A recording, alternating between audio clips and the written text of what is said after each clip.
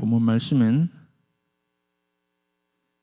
하나님을 떠난 백성들에 대한 하나님의 심판으로 처음부터 끝까지 일관되게 재앙을 내리겠다 이렇게 말씀하는 내용입니다. 19절에 땅이여 들으라 내가 이 백성에게 재앙을 내리니 20절에 보면 그들의 번제를 받지 아니하며 30절에 그들을 버렸음이니라. 하나님께서는 하나님을 떠난 백성들에 대한 심판으로 처음부터 끝까지 오늘 말씀을 우리에게 말씀하고 계십니다. 잠시 시대적 배경을 살펴보면 이 시대는 요시야 왕이 살던 시대였습니다. 요시야 왕이 누굽니까? 우리가 잘 아는 것처럼 요시야 왕이 아버지는 아몬 왕이고 쿠데타로 죽임을 당했지만 아몬 왕이고 그의 할아버지가 누굽니까? 므낫세입니다. 그리고 그의 증조 할아버지가 누구죠? 유명한 히스기야 왕입니다. 8살 때 왕이 되었고 그때부터 하나님을 참 잘 섬기지는 못했어요. 처음에는. 그러나 그가 종교개혁을 하면서 숨겨진 하나님의 말씀을 발견하고 그 율법책에 나와 있는 대로 그가 산당을 부수고 또 이방신을 섬기는 모든 것을 제하면서부터 그의 인생은 이제 하나님 앞에 쓰임받는 왕으로 다시금 서게 됩니다. 그가 종교개혁을 했던 나이가 저는 많은 줄 알았는데 계산을 해보니까 26살 때였더라고요. 저희 아들도 26인데 26살 때 그런 종교개혁을 할 수 있는 그런 담대한 믿음을 소유한 사람이었습니다. 아마도 이스라엘 나라에서 우리가 알고 있는 솔로몬 왕, 유명한 솔로몬 왕이나 또 다윗 왕 말고 그 다음으로 아마도 칭송받을 사람이 있다면 바로 요시야 왕입니다. 모든 산당을 부수고 특별히 그 므낫세 왕은 우리가 또 악한 왕으로 잘 알려져 있습니다. 그는 하나님 앞에 온갖 못된 짓을 다 하죠. 열왕기하에 보면 그는 열왕기하 21장 3절에 보면 우상숭배 산당을 세우고 바알의 단과 아세라 목상을 만들고 1월 성신을 숭배하고 하나님께서 만드신 별과 또는 해와 달 이런 1월 성신을 섬겼던 아주 우상을 너무너무 섬겼던 왕 중에 하나였습니다. 23장 26절에 보면 그러나 여호와께서 유다를 향하여 진노하신 그 크게 타오르는 진노를 돌이키지 아니하셨으니 므낫세가 여호와를 경노케 한 그 모든 경노를 인함이라. 곧 할아버지가 만들어 놓았던 그 우상 숭배, 온 국민이 우상을 섬겼던 그 유다 백성들은 정말 하나님 앞에 잘 섬길 수 없는 그런 환경이 있었던 것입니다. 그들이 하나님을 잘 섬기고 싶었어도 그렇게 할 수 없었던 것은 므낫세 왕 때문에, 므낫세 왕이 세워놓은 온갖 산당과 온갖 우상 숭배 때문에 그렇게 할 수 없었던 것입니다. 다행히 요시야 왕은 하나님 앞에 이제 하나님의 말씀을 깨닫고 그 율법책을 발견하면서부터 그의 인생이 이제 그의 왕의 업적이 시작이 됩니다. 온갖 산당을 부수고 또 하나님을 잘 섬길 수 있는 그런 환경을 마련하기 시작합니다. 하나님을 잘 섬겼을 때 하나님께서는 정확하게 우리에게 표현하신 것은 두 가지입니다. 하나님을 섬겼을 때에 오는 복, 하나님을 섬기지 않았을 때에 오는 재앙, 두 가지로 하나님께서는 표현하고 있습니다. 우리 다 같이 신명기 11장 26절을 한번 같이 보시겠습니다. 신명기 11장 26절에서 28절입니다.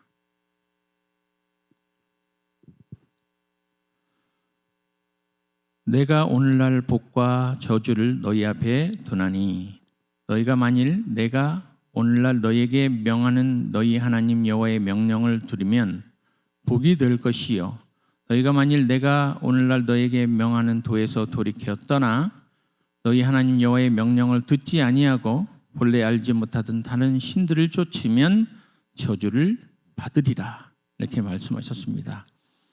하나님을 섬기면 반드시 복을 받고 하나님을 섬기지 않으면 저주를 받는데도 이스라엘 백성들은 그 말씀을 다 잊어버리고 또 우상 숭배하면서 그렇게 살았던 것입니다.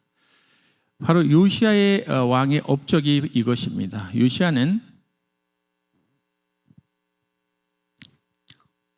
그동안 오랫동안 섬겼던 바알 신과 또 온갖 산당을 제하면서 동시에 한 번도 행해지지 않은 유월절, 그 유월절이 어떤 유월절입니까? 출애굽 당시에 문설주에 양의 피를 바르고 애굽에 온갖 저주가 임할 때 10가지 재앙 중에 장자의 재앙이 임할 때 그 재앙이 빗나가게 했던 것이 유월절입니다. 그 유월절을 오랫동안 이스라엘 백성들이 마땅히 지켜야 될 그런 유월절이었음에도 불구하고 이스라엘 백성들은 그것을 요시야 왕 이때까지도 유월절을 행하지 않았습니다.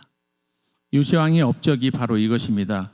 유월절을 다시금 지켰고 하나님 앞에서 정말 겸비하여서 이스라엘 백성다운 그런 백성으로 다시금 회복시킨 왕이 바로 요시야 왕입니다.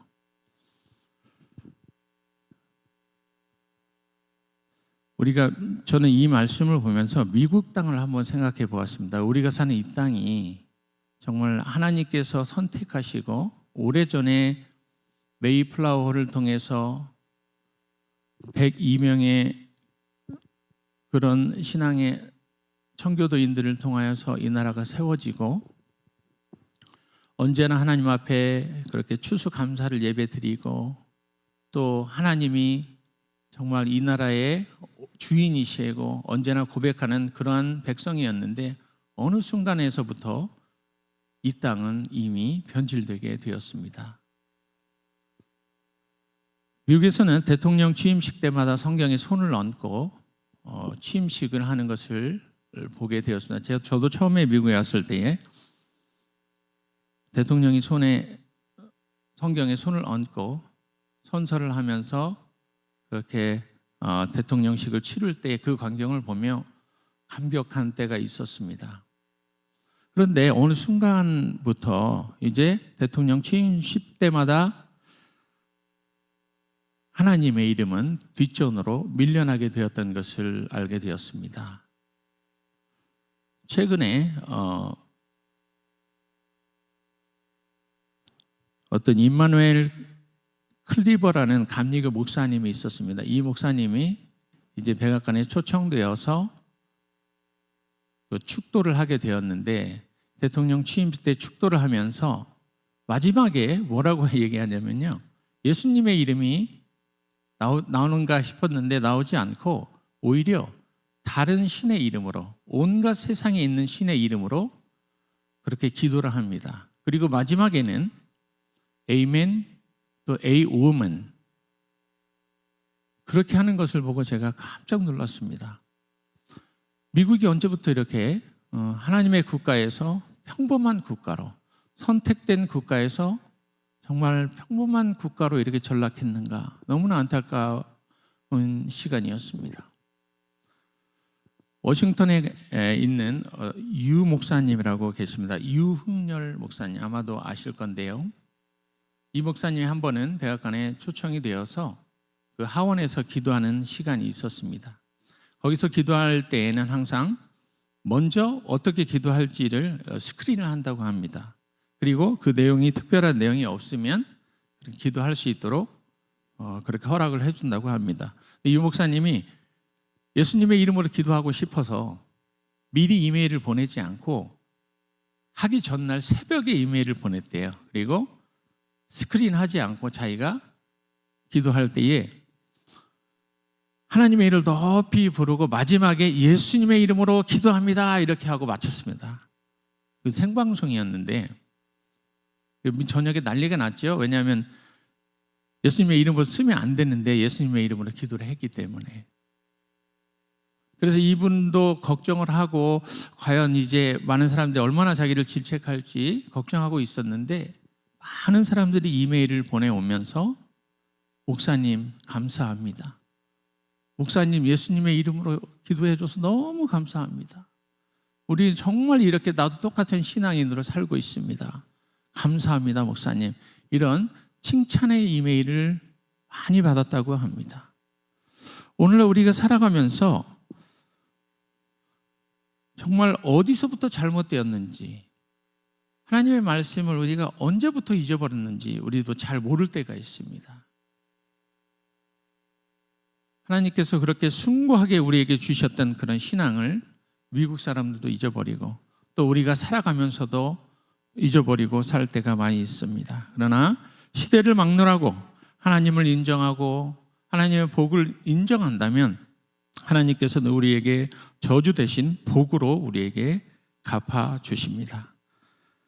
하나님께서는 오늘도 16절에 한번 보시면, 너희는 길에 서서 보며 옛적 길 곧 선한 길이 어디인지 알아보고 그리로 행하라, 이렇게 말씀하시는데, 그 옛적 길이라는 것이 하나님께서 주신 율법을 말하는 것입니다. 옛날이나 지금이나 오래된 길은 많이 있습니다. 그러나 좋은 길, 즉 하나님의 길은 하나뿐입니다. 길이 오래되었다고 해서 반드시 좋은 길은 아닙니다. 죄악의 길도 있고 진리의 길만큼 오래될 수 있기 때문입니다.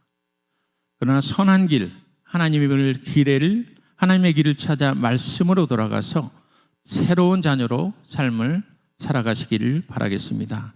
지금이라도 우리의 삶을 돌아보시고 사소한 것이라도 선한 길인지, 하나님께서 기뻐하실 일인지 다시 한번 점검하시고 돌아보시고 하나님과의 첫사랑을 회복하는 복된 하나님의 자녀가 되시기를 바라겠습니다. 기도하겠습니다. 한없는 사랑으로 하나님의 자녀를 돌보시는 주님, 오늘도 주 앞에 패역한 유다 백성을 통해 하나님께 다시 돌아가는 길이 무엇인지 알아보았습니다. 저희도 하나님의 말씀으로 돌아가게 하시어 말씀과 상반된 우리의 오래된 관습, 그런 관습들은 없는지 돌아보게 하여 주옵소서. 항상 하나님의 말씀을 인정하는 데서부터 출발하여 우리의 신앙을 점검하게 하시고 우리의 가족의 신앙을 점검하게 하시고 예수의 이름으로 하나님 앞에 하나님께 하나님께서 살아계심을 선포하는 하나님의 자녀들이 되게 하여 주옵소서. 또한 필리핀 단교 선교 중에 있는 선교팀을 기억하여 주시고 그 사역 위에 기름 부어 주시어 성령의 임재 속에 진행되게 하여 주시옵소서. 오늘도 동일한 은혜로 실로암 교회와 교인들에게 베풀어 줄 줄 믿으며 지금도 살아계시는 예수님의 이름으로 기도 올려옵나이다. 아멘.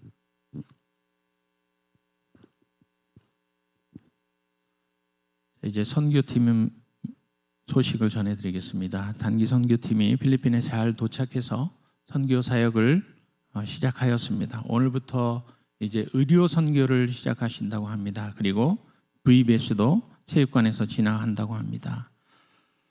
또한 10가정의 신방도 계획되어 있다고 합니다.